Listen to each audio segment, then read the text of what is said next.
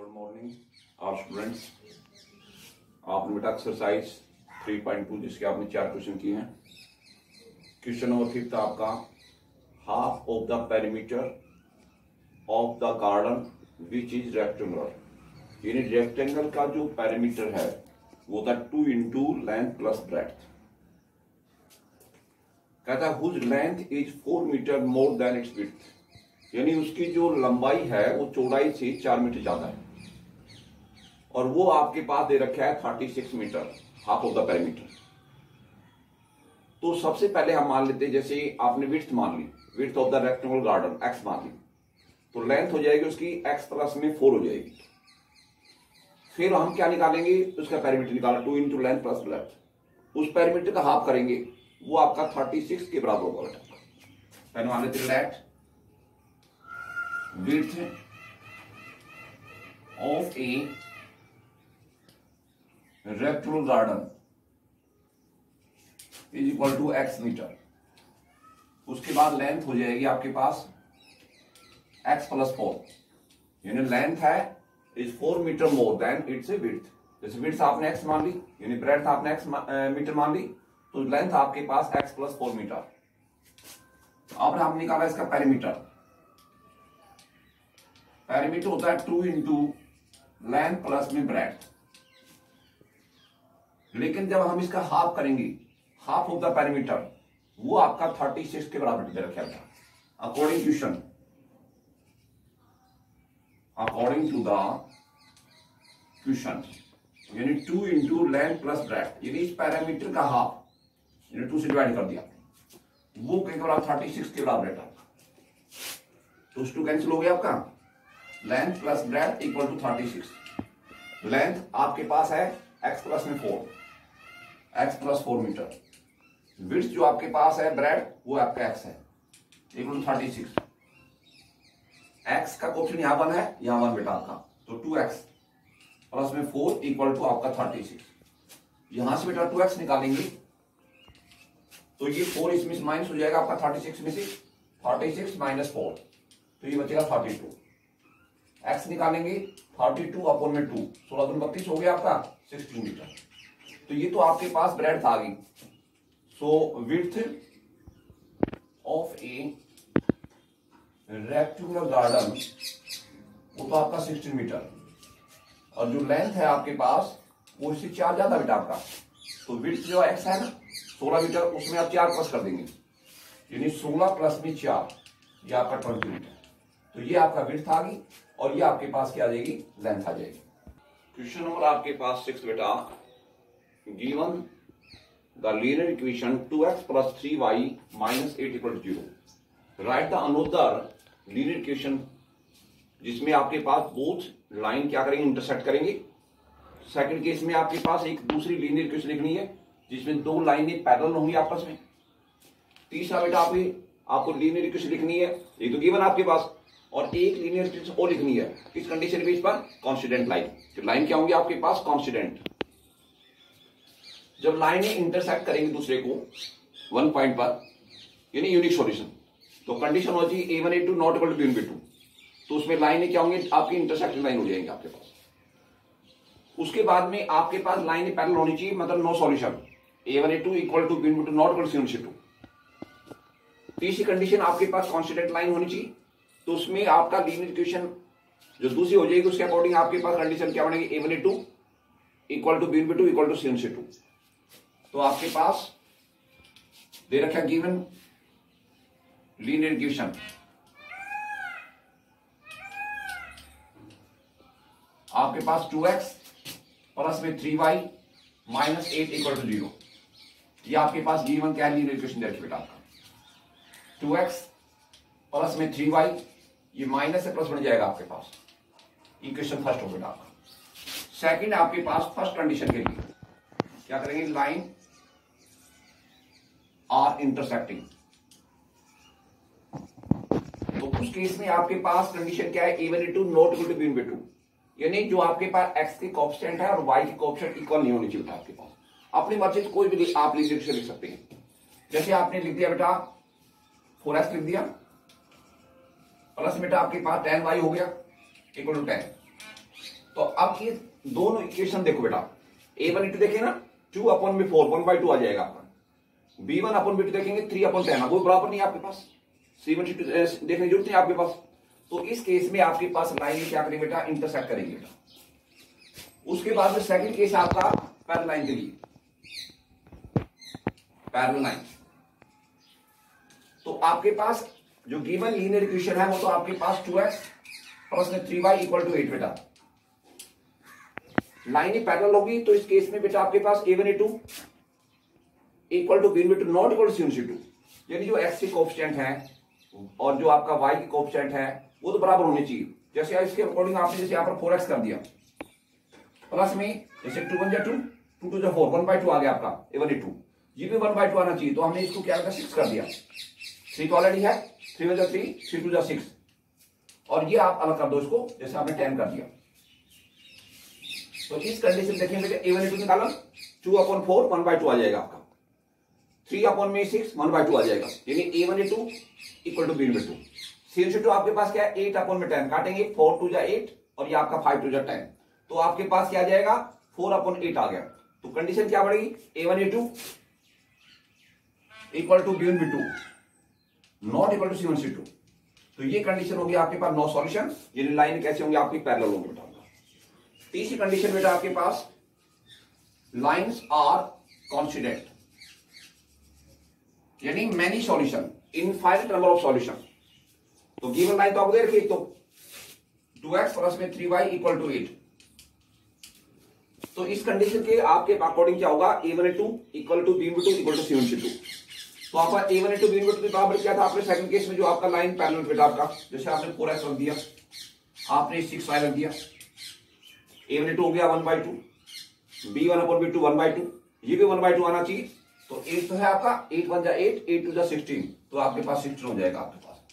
तो इस कंडीशन के हिसाब से आपके पास a1 a2 आपके पास 2/4 है 1/2 हो जाएगा आपका, b1/b2 बेटा आपका 3/6 3 2 जा 6 1/2 हो जाएगा आपका, c1/c2 निकालेंगे 8/16 8 1 जा 8 8 2 जा 16 1/2 हो जाएगा। तो इसमें देखा आपने a1 a2 equal to b1 b2 equal to c1 c2। तो बेटा लाइन क्या हो गया आपस में कॉन्सिडेंट है, यानी इनफाइनाइट नंबर ऑफ सॉल्यूशन बेटा आपके पास। नंबर आपके पास 7 बेटा, draw the graph of the equation x minus y plus 1 equal to 0 and 3x plus में 2y माइनस 12 इक्वल टू 0। पहले दो लाइनों का हम ग्राफ ड्रा कर लेंगे। Also find out the coordinates of the vertices of the triangular forms, यानी triangular form होता है, then the lines जो आपके पास the lines and the x axis and the shaded portion, और जो ट्रायंगुलर रीजन है उसको हम पोर्शन को क्या करेंगे शेडेड करेंगे बेटा आपके पास। तो सबसे पहला हमारा काम होगा कि जो आपके पास दो लीनियर इक्वेशन दे रखी है उनका आप ग्राफ ड्रा करना चाहते हैं। तो सबसे पहले हम क्या करेंगे, फर्स्ट लीनियर इक्वेशन दे रखी है आपके पास x minus y plus 1 equal to 0। ये 1 प्लस का किसको हो जाएगा माइनस का, x minus y equal to -1, ये इक्वेशन फर्स्ट बनी बेटा। सेकंड आपके पास है 3x प्लस में 2y माइनस के 12 इक्वल टू 0। ये 12 माइनस का प्लस हो जाएगा आपका, 3x प्लस में 2y, ये माइनस प्लस बन गया इक्वेशन सेकंड बेटा। पहले आपके पास क्या करेंगे, from equation first x minus y equal to -1, y किसका माइनस का किसका हो जाएगा प्लस का, x इक्वल टू होगा -1 प्लस में y। अब y निकालेंगे तो 1 किसका है माइनस का किसका हो जाएगा प्लस का, x के अंदर प्लस हो जाएगा। तो y हो गया आपका x प्लस में 1। अब इसका बनाओ टेबल बेटा, x और y, जैसे x की वैल्यू आपने 0 रखी, वहन x इक्वल टू 0, y होगा आपका 0 प्लस में 1 हो गया बेटा आपका। फिर x की वैल्यू जैसे आप 1 रखेंगे, वहन x इक्वल टू 1, y होगा 1 प्लस में 1 2 हो जाएगा बेटा आपका। उसके बाद में जैसे आपने 2 रख दिया आपका x की वैल्यू, वहन x इक्वल टू 2, तो y निकलेगा आपका 2 प्लस में 1 3 हो जाएगा बेटा आपका। तो पहली जो लीनियर इक्वेशन है उससे आपने टेबल ये बना दी बेटा। उसके बाद में फ्रॉम इक्वेशन नंबर सेकंड बेटा आपके पास ये है 3x प्लस में 2y इक्वल टू 12। 2y निकालेंगे, प्लस का किसका हो जाएगा, माइनस हो जाएगा, 12 माइनस का 3x। y निकालेंगे, 12 माइनस का 3x अपॉन में 2 हो जाएगा बेटा। पहले 2y निकाला तो 3x प्लस का किसका हो जाएगा, माइनस हो गया, फिर y निकालेगा 2 इसके डिवाइड में आ जाएगा। अब बढ़ाते टेबल इसकी, कॉन्सेप्ट की वैल्यू होनी चाहिए x और y। जैसे बेटा आपने x की वैल्यू यहां पर रख ली 0, यहां बहन x इक्वल टू 0, तो y आपका हो गया 12 माइनस 3 इंटू 0 अपॉन में 2। 12 ये 0 बन गया आपका, अपॉन में 2। 12 माइनस 0 12 रहेगा आपका 2 है, 2 से डिवाइड करेंगे तो 6 आ जाएगा आपका। उसके बाद में x की वैल्यू सपोज करते बेटा आपका 3 दूनी 6 2 रखते बेटा आपका, वह x इक्वल टू 2। y हो गया आपका 12 माइनस का 3 इंटू 2 डिवाइड बाय 2। 12 ये 3 दूनी 6 हो गया, डिवाइड बाय 2। 12 में से 6 हटाएंगे, 6 बच गया आपका 2 3 जा 6, ये 3 आ गया बेटा आपका। उसके बाद में x की वैल्यू रखते बेटा आपके पास 4, यानी बहन x इक्वल टू 4, तो y हो गया आपका 12 माइनस 3 इंटू 4 अपॉन में 2, 4 के 12 हो गया अपॉन में 2, यानी 12 में 12 घटाएंगे 0 बचेगा आपका, 0 अपॉन में 2 0 रहेगा आपके पास। तो आपके पास जो ये लीनियर इक्वेशन है उसके टेबल ये बन गया आपके पास। अब दोनों टेबलों से हमें ग्राफ ड्रा करना बेटा, हम इनका ग्राफ ड्रा करते हैं दोनों टेबलों का। ये आपके पास हो गया बेटा आपका एक्स एक्सिस, ये हो गया आपका y axis, x x dash y y dash, ये ओरिजिन हो गया। इधर एक्स की वैल्यू प्लस की होंगी, इधर माइनस की होंगी, ऊपर वाई पॉजिटिव होगा, नीचे आपका नेगेटिव होगा। तो एक्स आपके पास जैसे आपने 1 2 3 4 5 6 7 8, इधर माइनस ले लो बेटा, -1 -2 -3 -4 -5 -6, ऊपर वाई की पॉजिटिव हो जाएंगी 1 2 3 4 5 6 7, नीचे वाई नेगेटिव हो जाएगा -1 -2 -3 -4 -5। सबसे पहले टेबल की वैल्यू यहां पर प्लॉट कर रहे हैं इस ग्राफ के अंदर। पहला बेटा आपका x 0 है और y 1 है, x ये 0 आपका यहां है, y 1 आपका ये, तो ये पॉइंट के कोऑर्डिनेट्स हो गए बेटा आपका 0 और 1। उसके पश्चात आपका x 1 है, y आपका 2 है, x 1 ये हो गया, y 2 ये हो गया बेटा, 1 और 2। तीसरा बेटा आपका x 2 है, y 3 है, x 2 ये है और y 3 ऊपर जाएंगे बेटा ये पॉइंट, तो ये हो गया आपका 2 3। तीनों आपके पास पॉइंट स्ट्रेट लाइन के अंदर होंगे, जिसको हम ज्वाइन करेंगे बेटा आपका। तो ये तो फर्स्ट जो लीनियर इक्वेशन है उसका आपका ग्राफ आ जाएगा स्ट्रेट लाइन के अंदर। दूसरी टेबल आपके पास दे रखी है, ये इनकी वैल्यू को अपलोड करते हैं ग्राफ के अंदर। x आपका 0 है, y आपका 6 है, ये x 0 आपके पास, y 6 आपके पास जाएगा 1 2 3 4 5 6, ये पॉइंट हो गया आपका 0 और 6।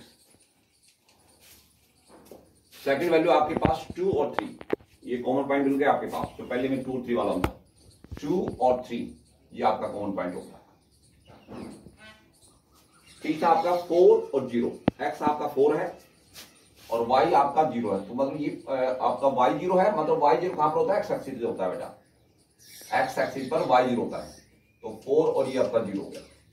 इन पॉइंट को हम ज्वाइन करते बेटा आपका, ये सेकंड लाइन का आपका ग्राफ आ गया। अब आपने देखा होगा ये आपका x एक्सिस है और इसे आपके पास जो दो लाइनें हैं ना, ये आपके पास फॉर्म करिए ट्रायंगुलर रीजन, ये ट्रायंगुलर रीजन बना दी बेटा आपके पास। तो इसको आपने ए पॉइंट डाल दिया, इसको बी, इसको सी डाल दिया बेटा। तो ए ये जो बी है ना, इसके कोऑर्डिनेट्स हो गया बेटा आपके पास, ये कहां पर एक्स एक्सिस पर है, तो एक्स आपका -1 हो गया और वाई 0 हो गया बेटा आपका। ए के कोऑर्डिनेट्स आपके पता है 2 3, जब हमने डाला यहां पर परपेंडिकुलर, तो एक्स का 2 होगी और वाई आपके पास कितना बेटा आपके पास है 3 हो गया बेटा। तो इस पॉइंट कोऑर्डिनेट्स हो गए 2 और 3। सी वाला पॉइंट है ये आपका एक्स एक्सिस पर है, इसके कोऑर्डिनेट्स क्या 4 0। जो आपका ट्रायंगुलर रीजन है the coordinates of triangular region, इसके हो गए भी ए के कोऑर्डिनेट्स हो गए बेटा आपके पास 2 3, बी के कोऑर्डिनेट्स हो गए -1 0 एंड सी के कोऑर्डिनेट्स हो गए 4 और 0। उसके बाद में जो ट्रायंगुलर रीजन बन गया उसको हम शेडेड करेंगे पेंसिल लेकर, और उसको हम साइन कर देंगे, शेडेड कर देंगे। तो ये जो ट्रायंगुलर रीजन बन गया ना उसको हमने शेडेड कर देंगे। तो ये आपके पास सबसे पहले लीनियर इक्वेशन है, उसके बाद में उनका टेबल बनाएंगे y को निकालकर, और उसके बाद में ग्राफ ड्रा करेंगे। उसके बाद में जो आपके पास ट्रायंगुलर रीजन बनेगा एक्स एक्सिस के साथ, उसके हम कोऑर्डिनेट बताएंगे, और जो ट्रायंगुलर रीजन है उसको क्या करेंगे, शेडेड करेंगे। आगे आपका एक्सरसाइज 3.3 है, इसमें हमें लीनियर इक्वेशन को सोल्व करेंगे by substitution method. Substitution method तब लगेगा जब आपका यूनिक सॉल्यूशन होगा, यानी a1 a2 not equal to b1 b2 होगा, तभी लगा सकते हैं हम सब्स्टिट्यूशन मेथड। यदि कंडीशन आ गई आपके पास नो सॉल्यूशन, यानी a1 a2 equal to b1 b2 not equal to c1 c2, no solution. यदि कंडीशन आ गई आपके पास infinite number of solution a1 a2 equal to b1 b2 equal to c1 c2, no solution, मतलब इसके many solution, तो उनमें आप सब्स्टिट्यूशन मेथड नहीं लगा सकते।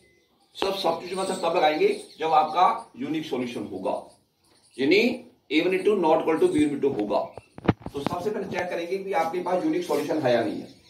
पहला आपका क्वेश्चन देगा, उसका पहला पार्ट है x plus y equal to 14 है, ये इक्वेशन फर्स्ट बन गया। सेकंड आपका x minus y equal to 4 है, ये इक्वेशन सेकंड बन गया। अब हम देखते हैं कि कोफिशिएंट a1 अपॉन में a2, यहां ऑप्शन 1 है, यहां भी ऑप्शन 1 है, तो 1 अपॉन 1 बन रहेगा।